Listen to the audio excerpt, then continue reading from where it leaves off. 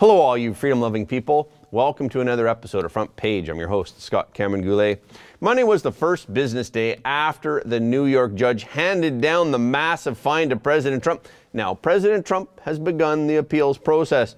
Business people around the world are watching to see how the appeals court handles the decision. Even Jeb Bush, President Trump's political rival and a member of the Bush family, has come to speak for President Trump. This is not because he likes President Trump, but because he sees the dire consequences of what's going on. There will be two primaries in Michigan today. There will be no big surprise in the final results, but there are still things to watch for. The Canadian government overstepped its authority 2 years ago by activating the Emergencies Act in order to quell the legal protests of the truckers, and now Ottawa is starting to pay the price. The Ukrainian intelligence service has affirmed that Alexei Navalny died in a Russian prison of a blood clot, which they deemed to be natural causes. Okay, let's get into it. On Monday, President Trump, his adult son, and two former Trump business executives appealed the $355 million penalty and judgment against them by the New York Attorney General in the civil fraud case. Monday was the first business day after the verdict, and President Trump and his family filed a notice of appeal with the court. President Trump is asking the Intermediate State Court of Appeals to overturn the ruling that was made by Judge Engoron. The ruling includes a $354.9 million fine against President Trump and the Trump Business Corporation. It also restricts President Trump's ability to conduct business in New York State. The notice of appeal reads, "This appeal is taken from each and every part of the judgment insofar as defendants are aggrieved. It includes whether the judge committed errors of law and or fact, abused his discretion, and or exceeded his jurisdiction. The Court of Appeals may stay the judge's ruling while the appeals process continues for a year or even more." In the wake of dozens of bogus lawsuits and more than $600 million in fines against President Trump, nearly every businessman is feeling the pinch. Some honest businessmen and political leaders are finally standing up and speaking out. Even former Republican Florida Governor Jeb Bush came to the defense of President Trump in a Wall Street Journal op-ed that is titled, "Elon Musk and Donald Trump Cases Imperil the Rule of Law." Palantir co-founder Joe Lonsdale is the co-author of the column. The Bush article reads, "Every American has a right to be critical of Mr. Trump's politics. One of us ran against him in 2016.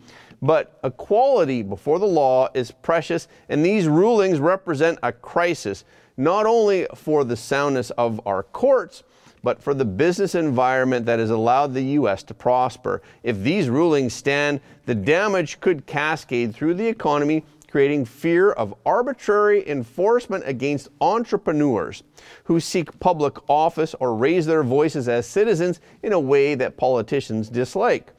Bush and Trump were opponents in the 2016 presidential election. The relationship between the two of them was by no means friendly. At the time, the two exchanged numerous jabs, including personal taunts, such as President Trump calling Jeb Bush an embarrassment to his family. In 2018, Jeb Bush called President Trump a rhino, a Republican in basically name only. For the January 6, 2021 incident on Capitol Hill, Jeb Bush also believes that President Trump is to blame. Bush isn't writing this op-ed to defend President Trump's political position. Lonsdale and Bush were calling for a dispassionate legal system, not one that stifles business and leads to a weak economy. The pair wrote, "The unusual New York law Miss James used to investigate and sue Mr. Trump didn't require her to prove that he had intended to defraud anyone or even that anyone lost money. The Associated Press found that of the 12 cases brought under that law since its adoption in 1956 in which significant penalties were imposed, the case against Mr. Trump was the only instance without an alleged victim or financial loss. The absurdity of New York Attorney General Letitia James's and Judge Arthur Engoron's indictment and verdicts in President Trump's commercial fraud case is more than any sane individual can bear." The opinion piece also said, New York and Delaware have played an outsized role in business in the U.S. Many major companies are incorporated in Delaware owing to the state's body of corporate legal precedent, and a significant number of banks operate in New York, the world financial capital. The appellate court in those states now have a chance to review these dangerous judicial rulings and try to stop further damage to the reputation of their respective judiciaries. If they don't, blue state politicians may have the satisfaction of sticking it to Trump and Musk, but the loss of those states will be significant. The damage to the legal fabric of the country will be even worse. A dispassionate justice system is at the heart of American exceptionalism, and the country will be poor if we lose it. The Fed took the punch bowl away from the party again. The stock market's been betting on March rate cuts, but not so fast. All three indexes got pummeled on the news that rate cuts were off the table. Is this why JP Morgan and UBS are calling for a 23% drop in the S&P? This is the longest time in history between recessions. The recession indicator is ringing its most severe alarm in 40 years. Either you think Bidenomics is working, or you're thinking about buying gold and silver to protect your retirement. It's time to call the proud Americans of the Patriot Gold Group. Call them today before it's too late and tell them that Front Page with Scott Goulet sent you, and you'll always get the best in class service from Patriots, protecting Patriots. The Patriot Gold Group has the no fee for life IRA, where your IRA or 401k can be in physical gold and silver, and you may be eligible for the no fee for life IRA on qualifying rollovers. So call the toll-free number 888-857-0495 and get a free investor's guide today. Patriot Gold Group is Consumer Affairs' top-rated gold IRA dealer 7 years in a row. Again, call 888-857-0495. That's 888-857-0495. Michigan is a swing state in the 2024 election. Both the Democratic and Republican primaries are set for today. This is the most critical battle before Super Tuesday. Super Tuesday will be held on March 5th in more than 10 states at the same time, and the results of the primaries are highly anticipated. President Biden is unopposed in the Michigan Democratic presidential primary. But his handling of the Israeli-Hamas conflict has sparked disagreement within the party. The Michigan primary will be a testing time for voters to grade Biden.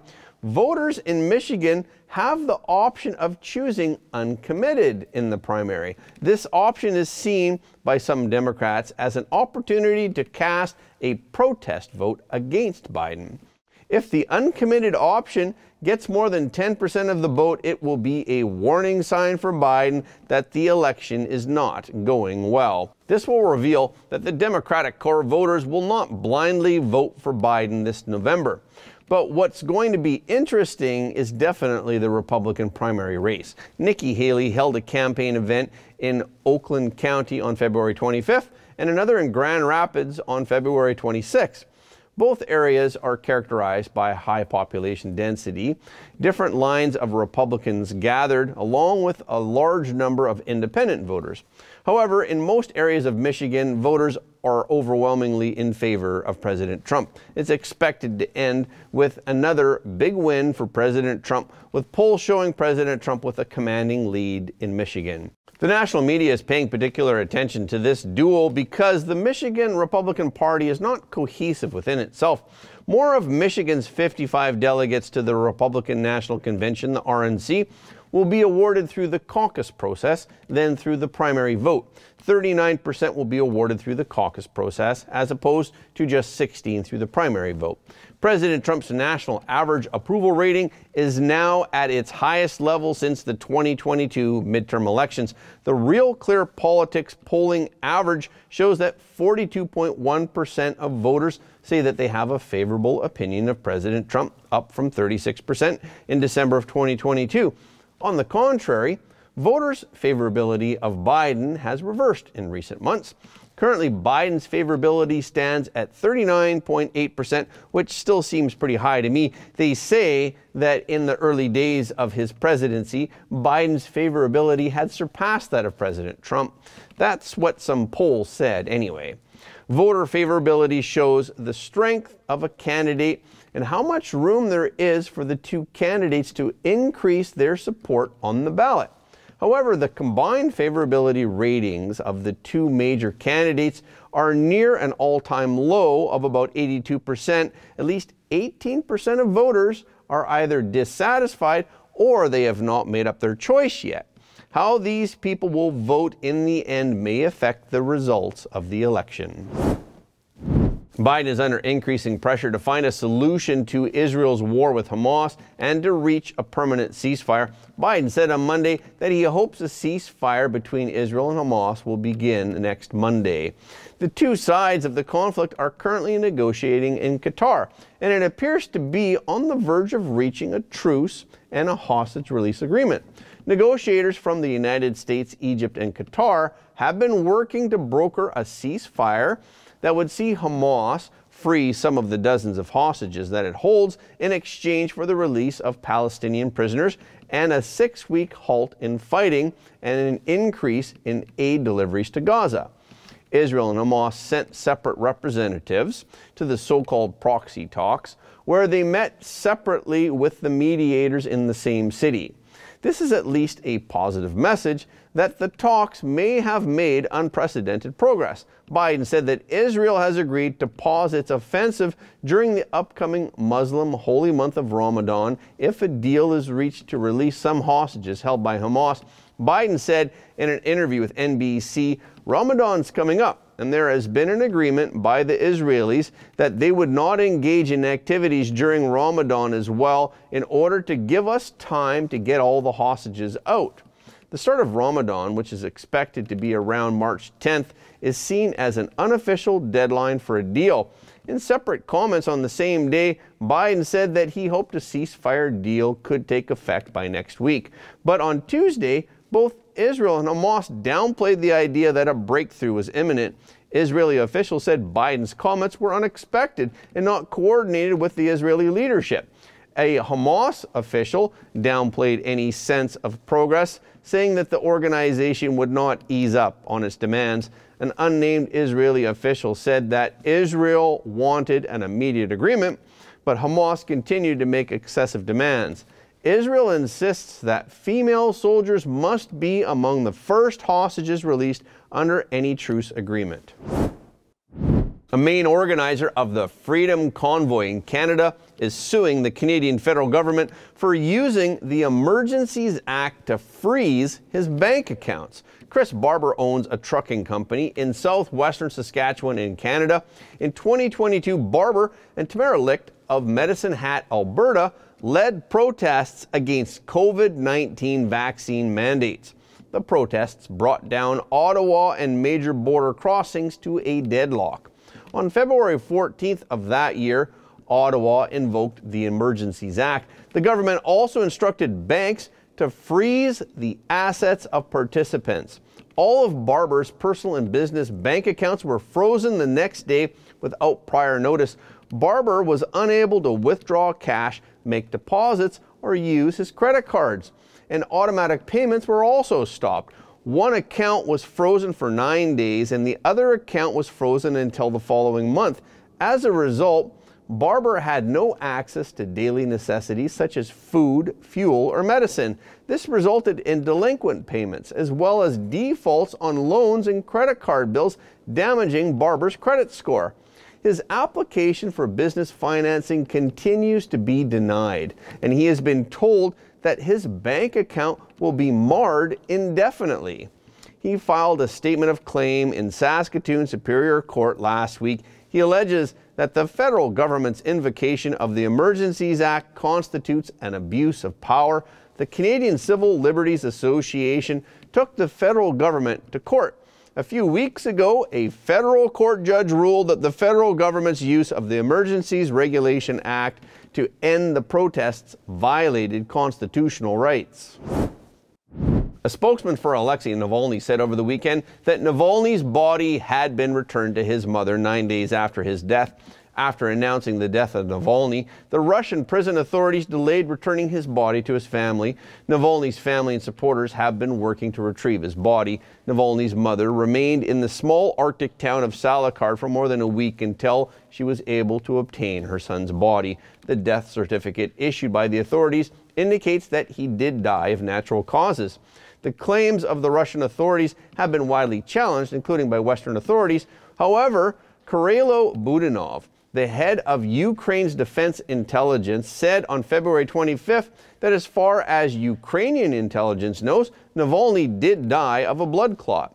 This is not gossip on the internet. Navalny was not killed in prison. Budanov said in an interview on Sunday that he may have disappointed everyone with his announcement. He also emphasized that Navalny's death from a blood clot had been more or less confirmed. Ukraine and Russia are now enemies, and Budanov has no need to defend Russia. So this news is quite reliable. And that's a wrap for this episode. Thank you so much for your support of Front Page. Please remember that every like, comment, and share helps more people to see the truth. If you haven't already, please subscribe. And if you have already subscribed, we thank you, but please double check to make sure that you're still subscribed, because some of our audience have reported that they're somehow unsubscribed without their knowledge. We've also heard that many of you don't get notifications of our videos anymore on YouTube. So when you do subscribe on YouTube, please make sure to tap the notification bell as well. Okay, this is our show for today. Thank you so much for tuning in. If you like what you heard today, please don't forget to like this video and share it with your friends and family, because everybody deserves to know the truth. Again, thank you for watching Front Page, and we will see you next time.